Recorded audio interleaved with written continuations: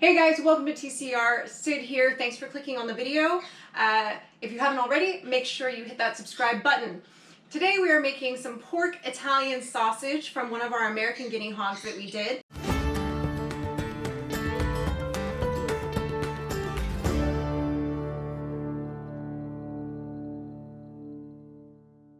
Because American guinea hogs generally are on the smaller side, and it was considered enough to give me exactly 16 pounds of meat, which is perfect because when you're doing sausage, you want to do your recipe per 4 pounds. The reason that you want to do that is because of the ratio of meat to fat. You always want 3 pounds of meat or muscle to 1 pound of fat per each recipe. So this is actually 16 pounds exactly of meat that is already mixed with the correct amount of fat. So I'm going to be able to just grind that through in a quadruple batch, no problem. The recipe that I'm using today is down below in the description. It is my own Italian sausage recipe. I do like to mix it up from time to time because, well, I'm Italian and that's what we do when we cook. We guesstimate, we know we've done it enough times, it's this much in your hand, whatever. So that being said, I do like to change it up a little bit. For today, for example, one of the ingredients in my recipe is for red wine vinegar, which I was out of, but I had balsamic vinegar. So I substituted that, no biggie. As long as you keep your meat to fat ratio intact in your recipe, your amount of salt, and your amount of whether it's an alcohol or a vinegar that you're using in your recipe, you do want to stick to that.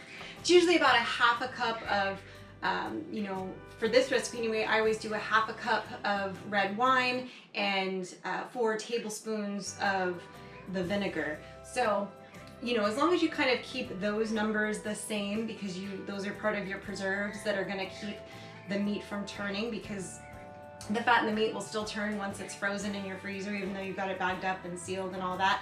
It can still turn. That's a whole sciencey thing about that, but anyway, you're using that to preserve your sausage meat, so that's what's going to keep it nice and happy in your freezer.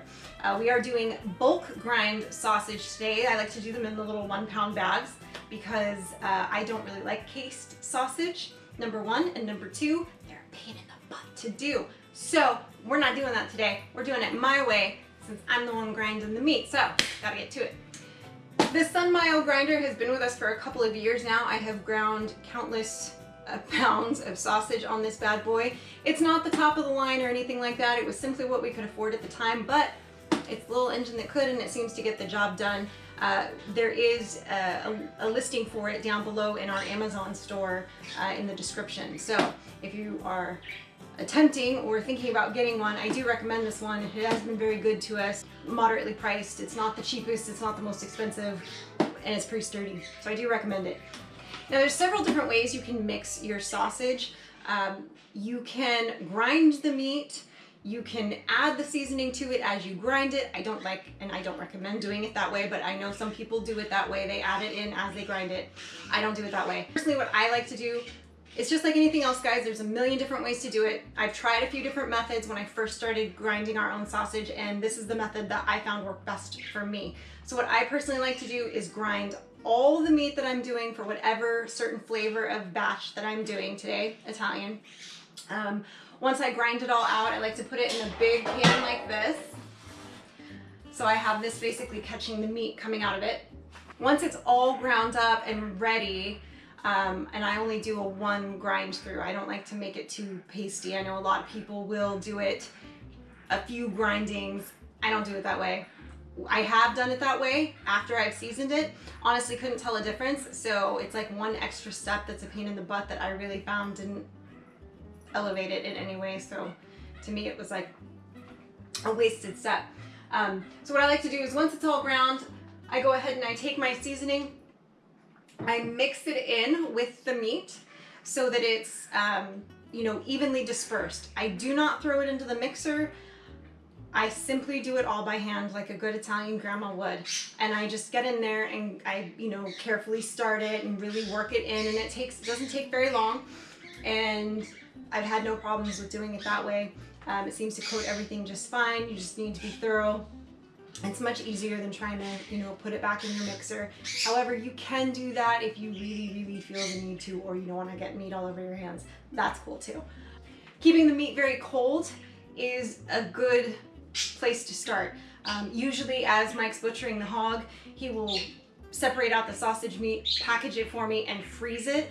And then I stick it in the fridge to start defrosting, and that fridge is set a little bit higher, so it generally takes it a few days to get even a little bit pliable, which is perfect because although today it's really hot and I'm filming, so I've had it out, but so it might look a little bit more pliable than I normally would grind it with.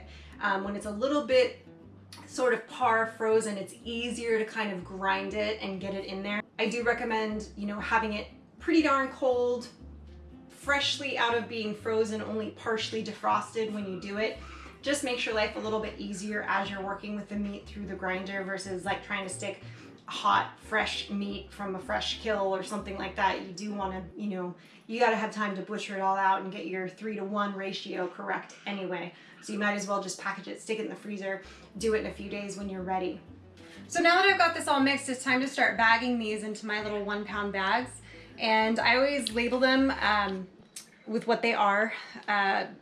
Since these are just for us, I use tape because I don't have labels for these like I do for our poultry that we sell. But I always just put whatever the seasoning is and the date. So now I've got my 1-pound bag filled, and I'm gonna go ahead and seal the bag so that it's obviously not gonna open up on you. So there's a listing for this down below in our Amazon store link. This is just the labeler, or not labeler, but the sealer rather, I should say.